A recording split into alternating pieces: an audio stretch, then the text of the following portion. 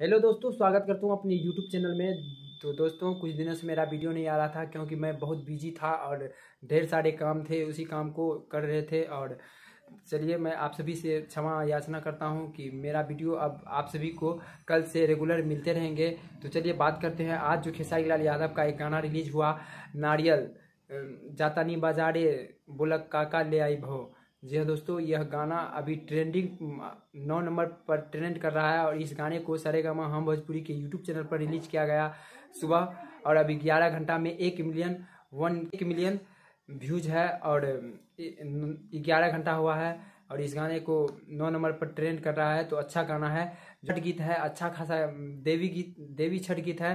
तो आप लोग प्यार दुलार दीजिए और खेसारी भैया को सपोर्ट कीजिए कि गाना और मिलियन में जाए और ट्रेंडिंग में आप लोग इतना सपोर्ट कीजिए कि वो 1 नंबर पर ट्रेंड करने लगे। अभी 9 नंबर पर कर रहा है और 1 नंबर पर लाइए। आप लोग के दुआ से शेयर कीजिए, लाइक कीजिए, कमेंट कीजिए और वह आप सभी के दुआ से आ जाएंगे 1 नंबर पे, जो कि छठ का गीत है दोस्तों। तो इसी तरह का वीडियो आप सभी को कल मिलते रहेंगे। कल एक और गाना आ रहा है खेसारी लाल यादव का, जो कि छठ का है, एक बहुत बड़े लेवल का।